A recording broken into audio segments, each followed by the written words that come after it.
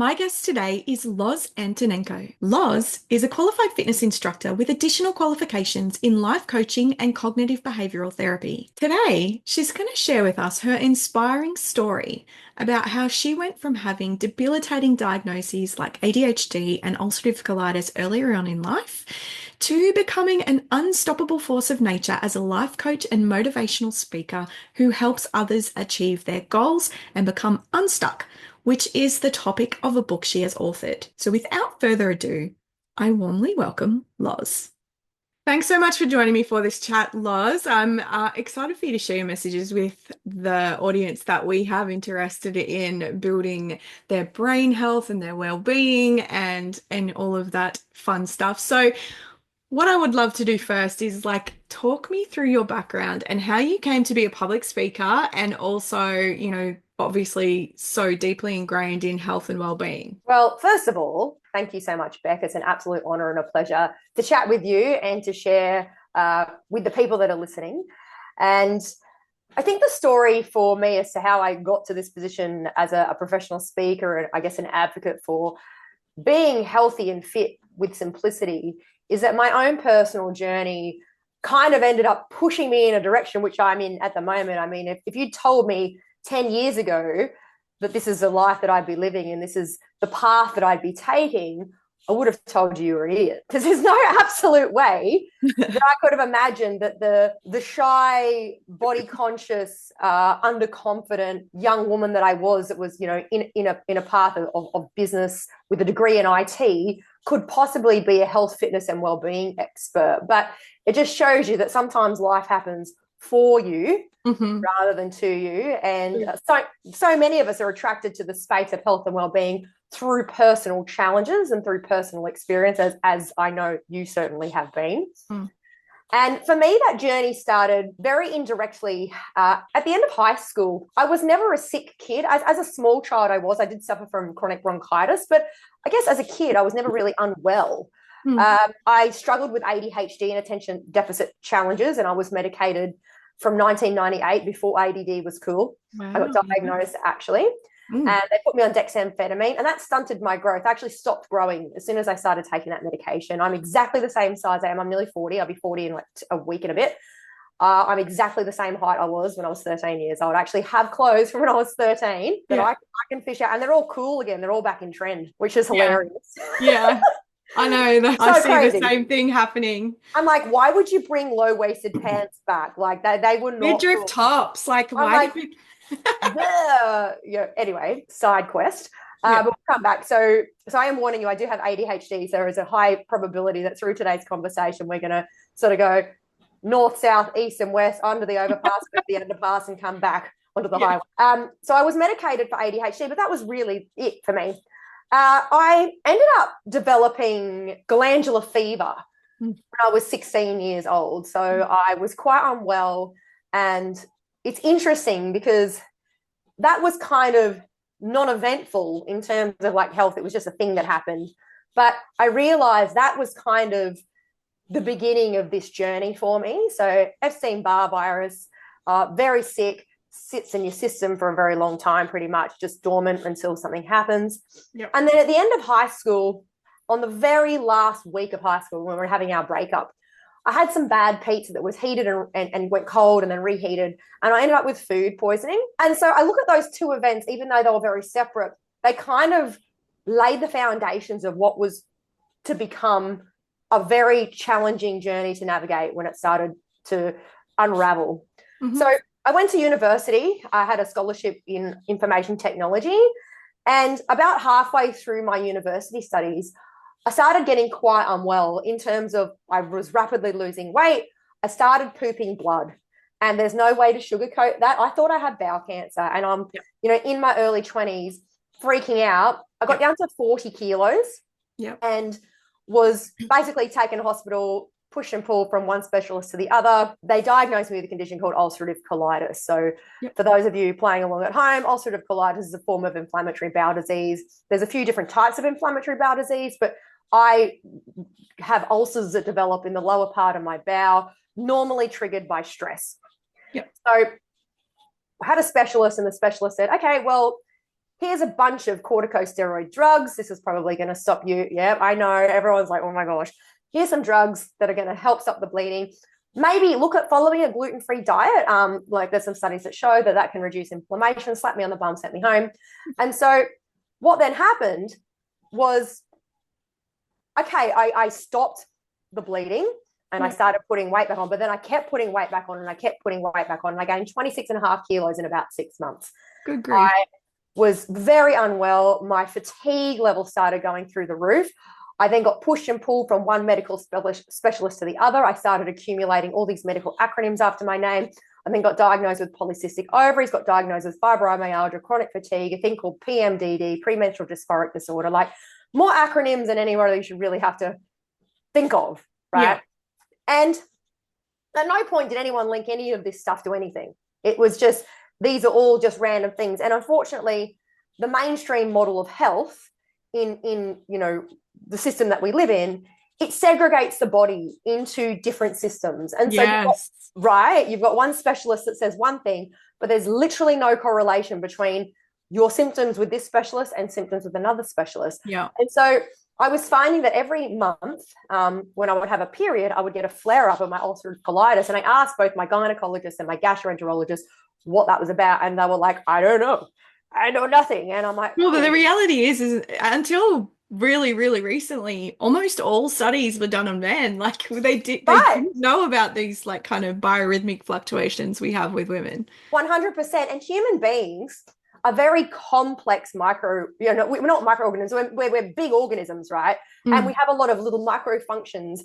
We are systems, we are chemical cocktails, we are electricity, we are all of these things. Yes. Yet when you are really unwell and you're dealing with multiple diagnoses, it's very confusing and overwhelming. So I ended up having to take 6 months off university. Yeah. And it was much to my dad's disappointment. I look back now and I really truly believe that growing up in a household with a lot of stress significantly contributed to me developing autoimmune diseases. As a kid, my dad is very hard on me. He was in the military for a period, like for a very long time, and then he quit and he started his own business. But it was always very strict, and my mum was a nurse, so an empath, very outwardly caring and generous with her emotions.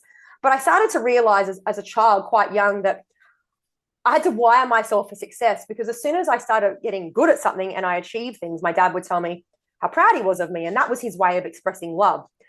So there's a lot of different things that start, in hindsight, fantastic. Yeah. It's funny how that works. Right.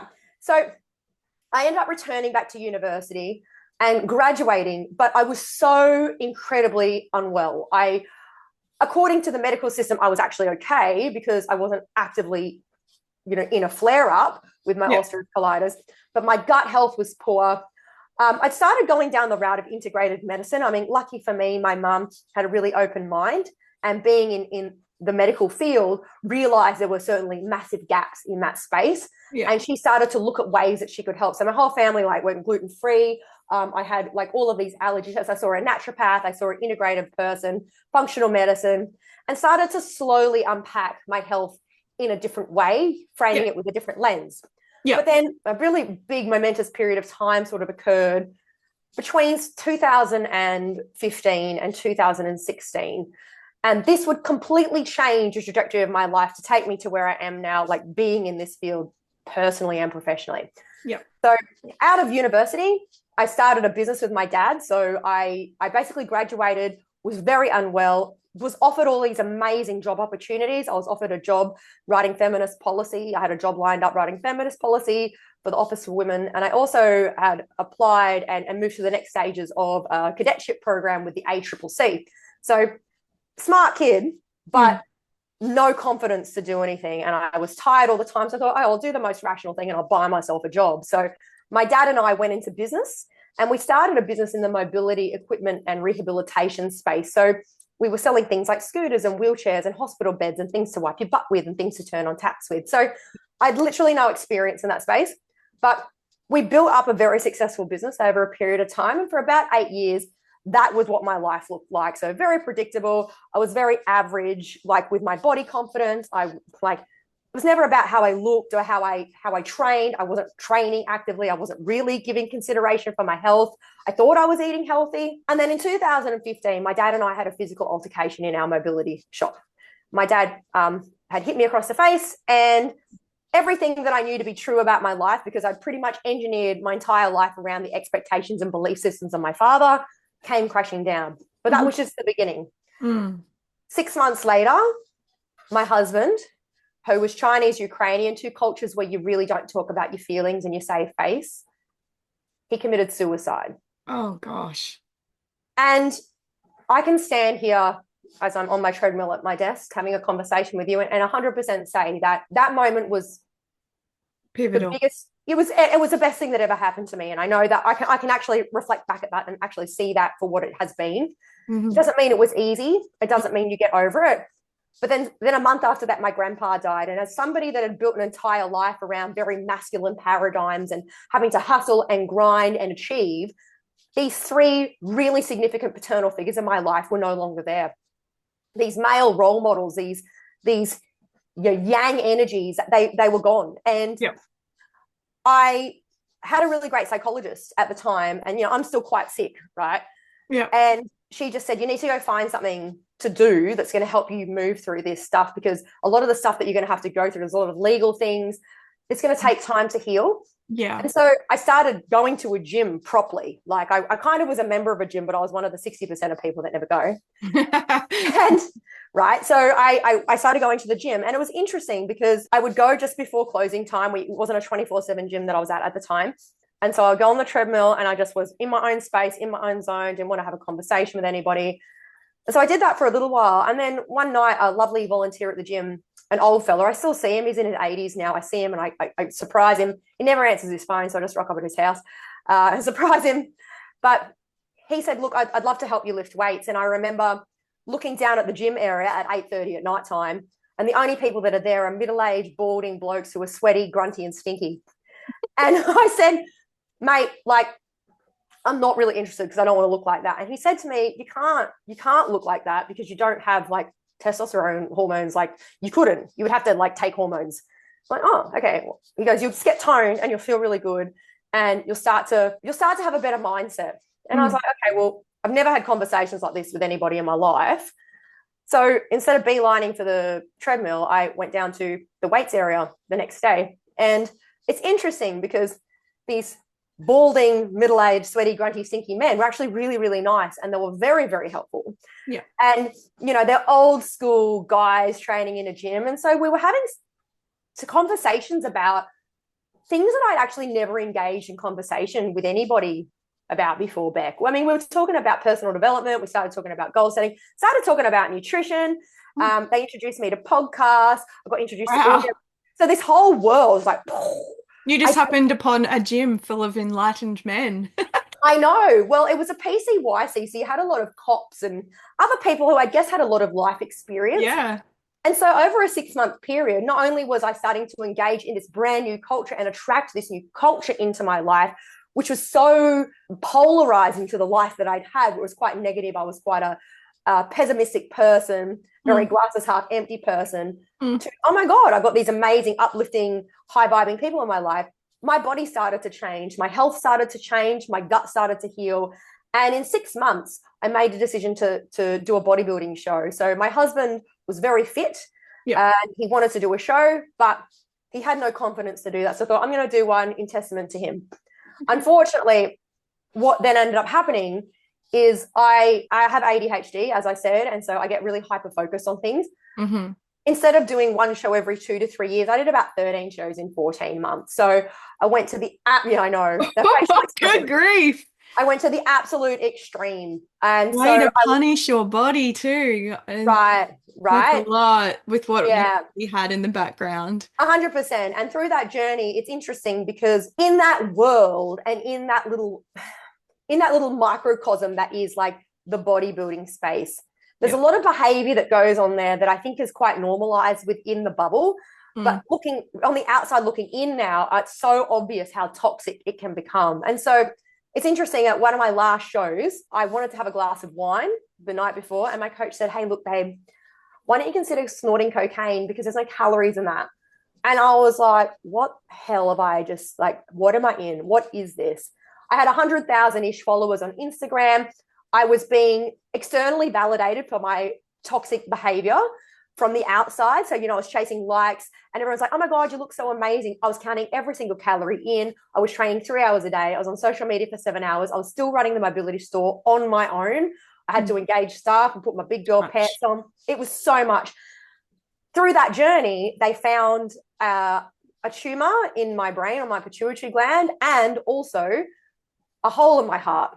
So, which I'd had from birth, which I did not know about. So I had to go. It's more common than we know. Yeah. Yeah. So I had a PFO, a patent foramen which they call a PFO.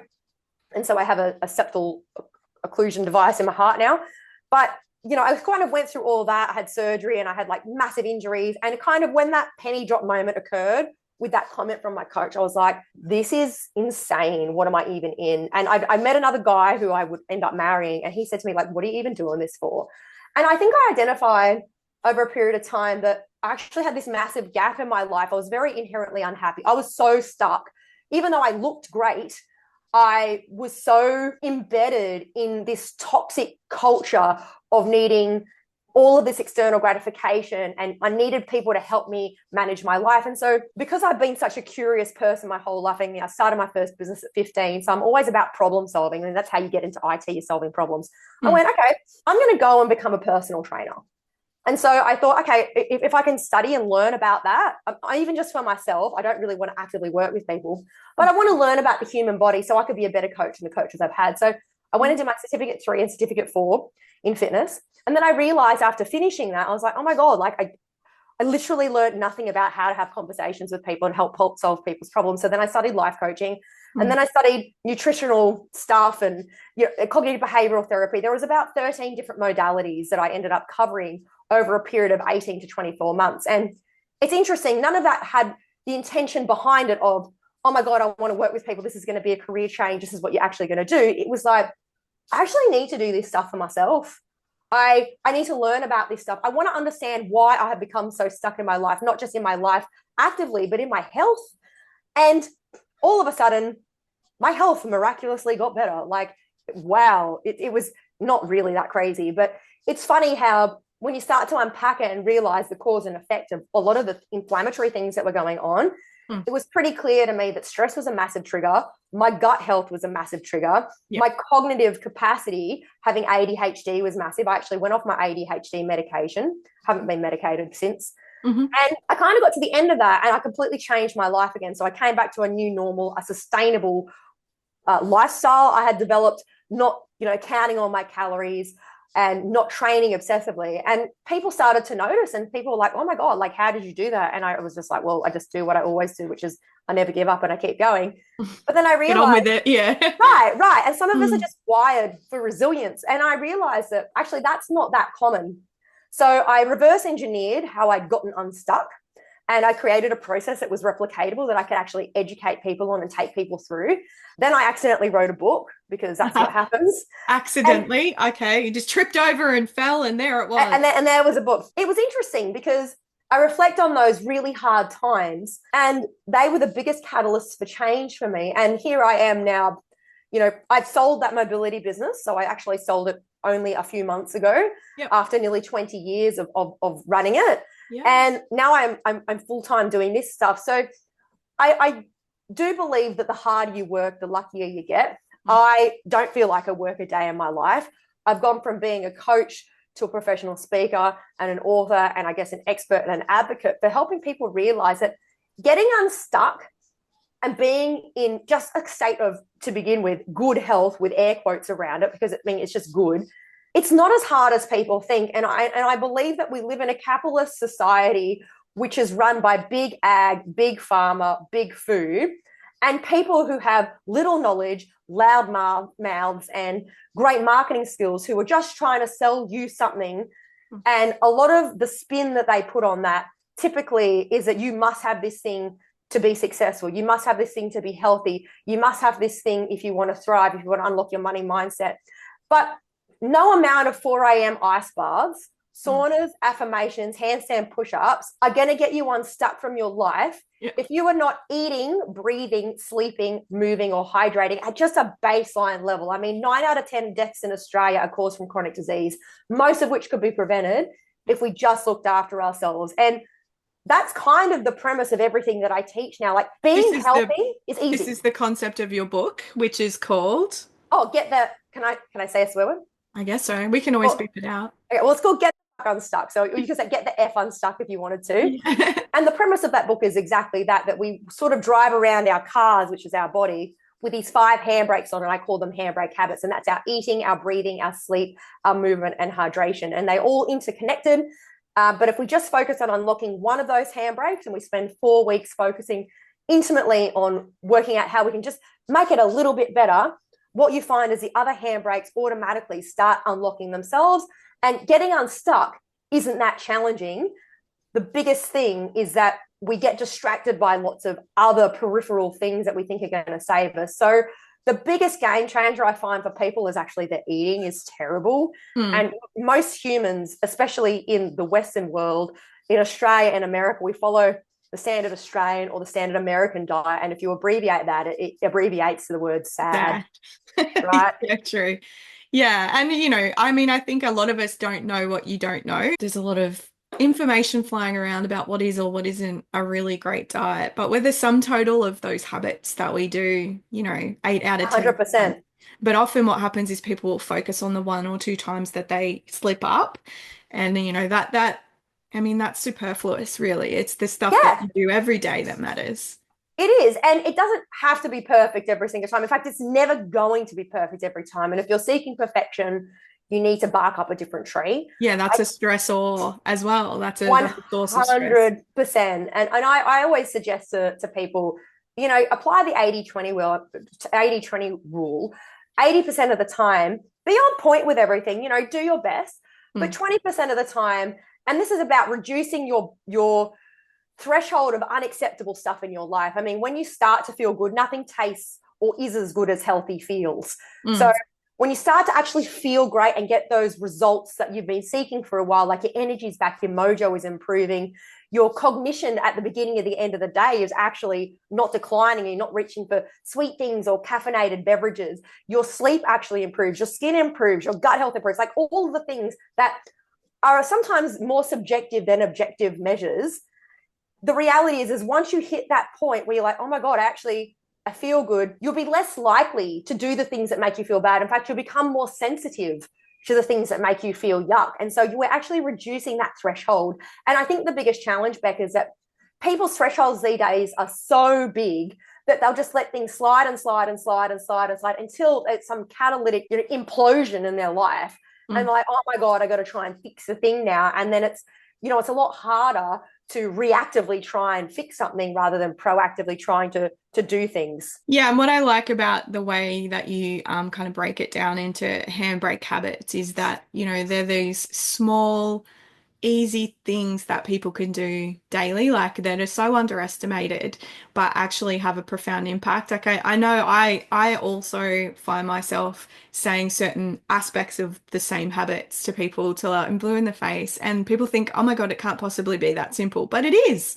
It is. Choose your foods well, and you're well nourished, and you have the resources and the capacity to heal and make things like neurochemicals and right, go to the toilet. Like, nobody's more upset than a person that's constipated. So, that's obviously foundational. I love that you include hydration because, it's like a 1 or 2% loss in hydration starts to impact brain function. Yeah. And sleep, because we know that the brain detoxes when it's asleep. And, it's so underrated, and so many of us don't put enough, focus on it. And movement, we know that builds nerve growth factors, that improves brain health. And then of course breathing, which is my actual favorite because of the way it activates the vagus nerve. So all of these things combined, if you can think, what's kind of the name of the podcast actually, think better and feel, think better, you feel better. If the brain is that kind of central computer system running everything. So yeah, we've got this interrelated connectivity between our physiological state and our emotional state. And so, Mm. emotion is energy in motion. And so it's quite easy to start changing your emotions physiologically if you make a physiological shift.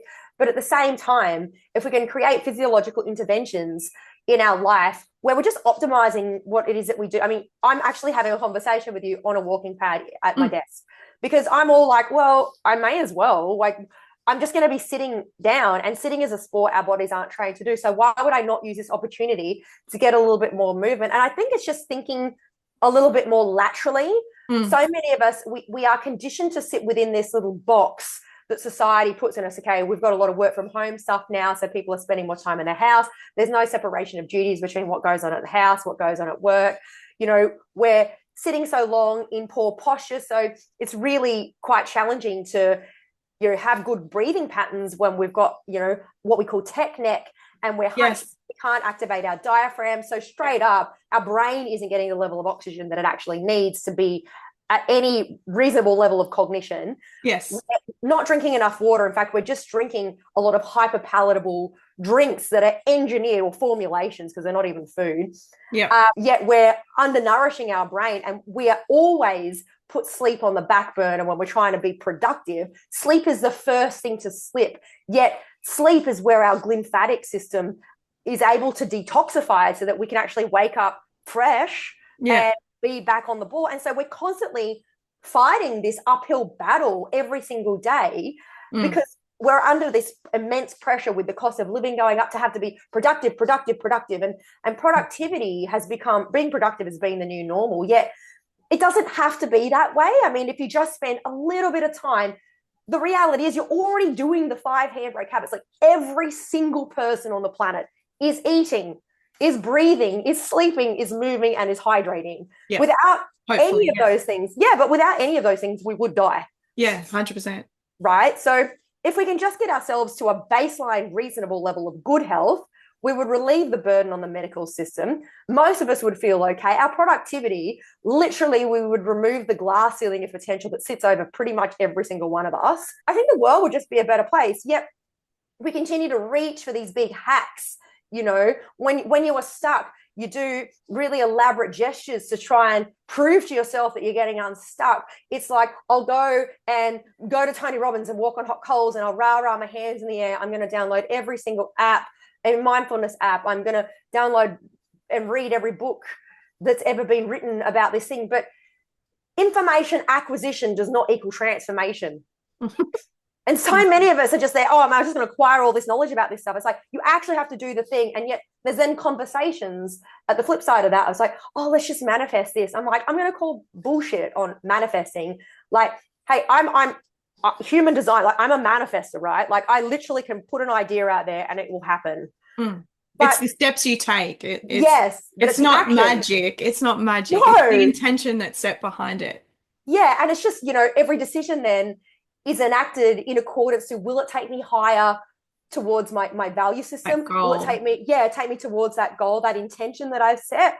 Or will it detract me from that and distract me? And I think in terms of ADHD, as somebody that isn't medicated, because I don't believe I have to be, I'm frustrated by a lot of middle-aged women at the moment who are seeking positive diagnosis for ADHD because they're like, oh my God, I can't get shit done. I'm like, actually, darling, probably what's happening is that your values, so you have a whole heap of values that you live your life by, like ideally, it might be family, financial stability, whatever that is. Right now, your values and your actions are completely misaligned. And you can tell, like, somebody that values family time and stability, who is erratically running around home late from work every single night because they're pushing and pushing for productivity, straight away, immediately, you can see there's a misalignment. I'm pretty confident that if we were just to align your actions with your values, you would probably equilibrate a lot of your emotional instability. A lot of your impulse control would probably be released, and you'll probably find that maybe some of those distractions and that doom scrolling that you're doing every single night to escape probably would fall by the wayside to some degree. It doesn't mean that there isn't an element of neurodivergence. Hey, I'm all about like people who are neurodivergent, right? But I think there is a tendency to jump to a diagnosis these days when a lot of the time I believe it's a misalignment because of cultural conditioning. Yeah, the diagnosis probably, or the desire for a diagnosis probably comes from a place of, wanting to be able to say, I told you so. Like, it's not, it's sort of, right. this outward like, see, something isn't quite right because you can feel it inherently in the way you're approaching things or the way you're doing things or the inability to do certain things as well. Like I see Yeah. that with a lot of the content that a lot of the quote unquote ADD influencers are posting is like it's sort of like normalizing these kinds of behaviors that might, rub certain people up the wrong way. But the fact is we're all biologically different. And if we all got Yeah. it wrong, how boring would that be? 100%. I mean, the spice of life sits in the shades between the black and the white, right? Yeah. And I think that rather than seeking like a diagnosis, because the reality is, if you seek a diagnosis for ADHD, the only solution in the mainstream medical model is pharmacological intervention. Yeah. And so, like, if you had no intention of being medicated in the first place, why bother putting a label on yourself? Why don't I just embrace the eccentricities and the nuances of who you are? Yeah. But then also put some measures in place to give you some non-negotiables so that you are actually on track and you're not so distracted and you actually get some achievement of goals. Like, Yeah. people like, how do you get so many things done in your day? I don't have a daily routine, and I used to. There's actually a really elaborate video on my YouTube channel of my daily routine. I'm looking at, I'm like, what the? Because Because it used to be so there complex. does seem to be this inherent ability, and I've worked with a lot of people with ADD, but there does seem to be this inherent ability for people with that to actually almost like expand time. It's like you have physiologically set up to achieve 5 times more than the average person in Hmm. the smallest amount of time. And there's I don't know what it is, but it's very interesting. Well, I believe that I think most people construct time in a very linear fashion. It's like I go from here to here to here. I run on what I call parallel time. So I'm like, oh, I'm running here, but I'm also running this other timeline at the same time. And there could be like 5 or 6 parallel projects going on at once. And so because my brain's like, oh, I like that and I like that, to me, that's so normal. I think I've done that my whole life. Mm. You know, I'm a professional speaker. I'm a group fitness instructor. I'm a personal trainer. I write books. I even sing on stage sometimes, like, just why not? Yeah, right. Dancing, singing. Great for your nervous system singing. Yeah, but, like, why not wear the tutu? Why not try and embrace that? Because for so long, I had suppressed that part of my personality. It wasn't actually till I met my husband that I have now that some of that stuff actually was able to be expressed, because the dynamic that we have, I mean, he's so fun loving. He's a professional muso, and he's just this ridiculous larger than life character, and it's just been amazing to actually watch myself lean into and refine the person I am. And so instead of allowing these shitty situations that I sometimes find myself in to define me, because so many of us fall prey to victim mentality, labeling mindset. Mm. I would argue that they've actually been able to refine the person that I've always been and help to go, actually, I really like that. And sometimes I'll try something on, not literally, but figuratively. I'll like try on a version of myself, or like a more amplified version of something. I'll be like, oh, that's and that was, I mean, the bodybuilding thing was one of those. Like, it was hyper, it was extreme. I was hyper feminine, I was hyper masculine and hyper feminine all at the same time. Mm-hmm. And it just wasn't sustainable. And so I think that reaching for these external reasons as to why you are is not that useful to proper, sustainable, long-term change and your overall happiness, health, and vitality, to be fair. I would imagine just listening to you talk as well about your own experience that a lot of like the clientele you're probably attracting are also people who have ADD or aspects of that to their personality, because they kind of, like you said, if going down the path of a diagnosis, it's kind of paint by numbers medicine, is that you're this round peg for that round hole, and therefore you get this particular set of treatment. That's really what we're seeking with a diagnosis. But, when you work with somebody, I guess more independently and individually, like you can kind of dial up or dial down aspects of lifestyle and personality, and like you said, lean into certain things where they've resisted in the past. So I would imagine that, yeah, a lot of people with ADD are just naturally going to work a lot with you. You're right. And some of us are heart-shaped pegs trying to fit into round holes. and you're 100% correct in identifying that there are the typical archetypes of the people that I work with. I work with a lot of young men with autism, which is very interesting, because it was never a client group that I ever sort of deliberately went out to attract. But I work with a lot of young men with autism and ADHD and neurodivergence, but I also work with a lot of women over 40. And I'll tell you what, there isn't a big difference between them. Because what I love, though, about working with these cohorts of particular individuals is that when people are at that critical point in their life, where so for example, women over 40, a lot of women over 40 or even 50, they're at a stage with their identity where, if they've been a mum or a wife or whatever, like whatever those labels are, they put on themselves. Yeah. And they have, an existential crisis of sorts. So because, there's a level of independence with their children, all of a sudden they've got like, who the friggin' hell am I? Yeah, their hormones are also changing. 100%. And they're like, oh my God, I gained like 30 kilos. I don't understand why. So then what do? They join a gym. So that's why I work as a personal trainer. The pure reason I work inside a gym and online as a PT as part of what I do is that I know that's where I'm going to get to meet people, to have an intervention moment with them and re-educate them and reroute them to probably the habit that's actually going to be giving them the biggest needle shift. The same works with young men with autism. I find that a lot of young men with autism, they felt segregated and marginalized most of their life. They don't feel seen and they don't feel heard.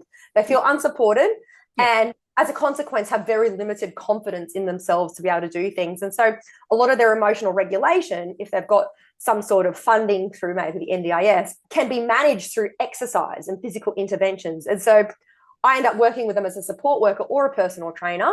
And it's great because you tell them to do something and you ask them to train to a certain level and they just take you completely literally. I have a couple of clients and we just have the biggest laugh. Like I have one client and I'll use a scale of like the rate of perceived exertion, or RPE, which we talk about in fitness. On a scale of 1 to 10, I want it to be this, out of 10. And so I'll have a conversation after an exercise with one of my clients in particular. I'll be like, so on a scale of 1 to 10, how hard was that? And you'll go, well, I'd say it was about 5.37623 recurring. It's just so funny. And I know like with other clients that have autism, they will always do 20% more than I ask. So I just know that now. So I just sometimes have to regulate them. Yeah. But it's great because they achieve these amazing things because for the first time in maybe their entire lives, they've got somebody there that is completely relatable. And, I don't have autism. I actually sometimes can be quite conflicting with autism because I'm so like, wah, wah, wah, wah, wah, wah. I just pre-frame that with every single client. I'm like, hey, I'm just going to be really honest with you. I have ADHD. I'm not medicated. I understand that you have autism. Sometimes that can be a little bit clashy. Just if I get excited, I'm going to speak really loud and really fast. And if it's too much and it's giving you a sensory overwhelm, make really awkward eye contact with me or tap me on the shoulder and I'll be aware that I'm giving you sensory overload. And I think the fact that I even just had that conversation with them, Beck, just completely disarms them because they're like, oh my God, this chick is so weird. I really enjoy this. And it's been awesome. And the same happens with women who are, in that perimenopausal, menopausal, postmenopausal part of their life.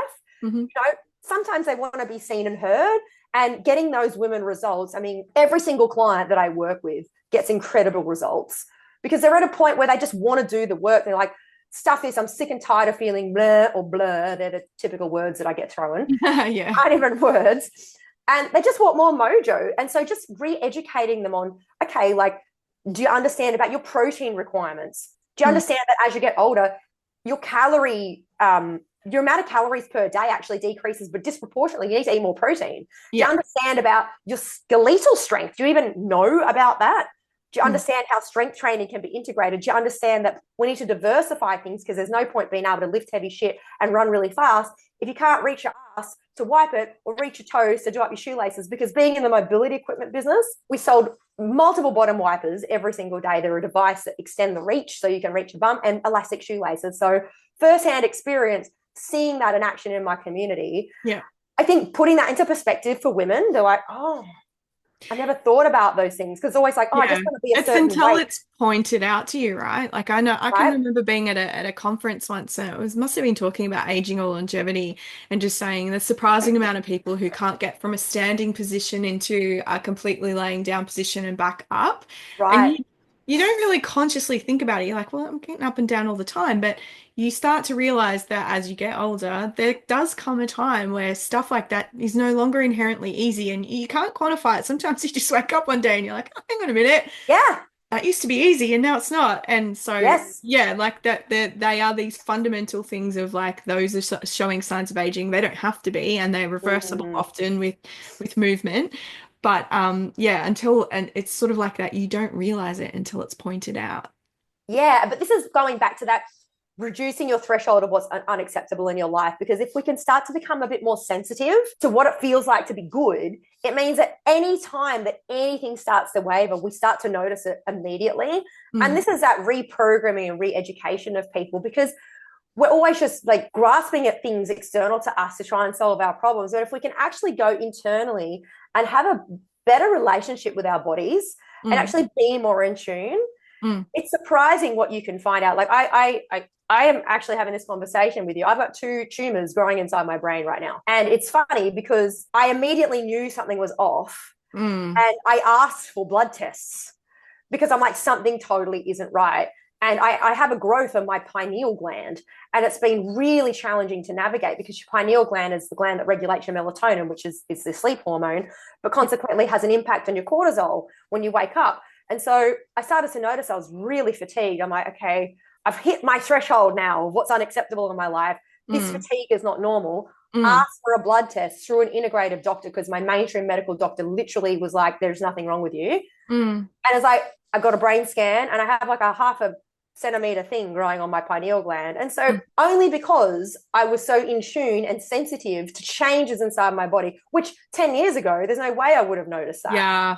Yeah. It's such an amazing superpower, but we're constantly distracted by all of these things that we're never really given an opportunity. So we have to create those opportunities. I think that we always seem to wait to be asked to do something, but invite yourself to the party, guys. Like, invite yourself to be educated and go, do I want to keep feeling crap? What's the cost of me feeling the way that I'm feeling in 12 months now? Not even just like at a financial level, but at an energetic and productive and physiological level. Like, if you don't have time and money to invest in your health while you're working and while you're young, you're going to have it when you're older, when you're not well. Yeah. At the opposite end of the spectrum. It catches up with you eventually. Yeah, the piper gets paid. Yeah, definitely.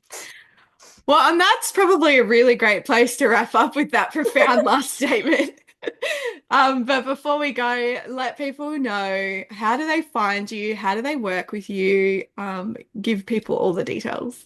Yeah, sure. So the best place to get any information from me is actually my website, which is lozlife.com.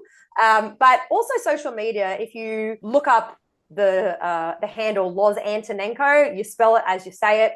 It'll probably be in the show notes. It And if will. you're watching this, it's probably at the bottom of my screen at the moment. But Loz Antonenko on all social media platforms. On YouTube, I do have some amazing videos that are in the pipeline at the moment that are really educational. I have an interesting warped sense of humor. So I do like to do things with a little bit of humor on the side. What you see is what you get with me. WYSIWYG if you do IT. I'm exactly as I am. But you can also have a look at my book as well. So Get the F Unstuck. You can get it in hard copy anywhere where you buy good books. You can also get the audio book version narrated by yours truly, as opposed to most audio books where you want to like listen to it on two times speed. You probably want to slow mine down to about 4 speed. Oh, that's so funny. I listen to everything on 2 times Just so, speed. man, you would not be able to hear me. I would be completely, Like a yeah, chipmunk. honestly.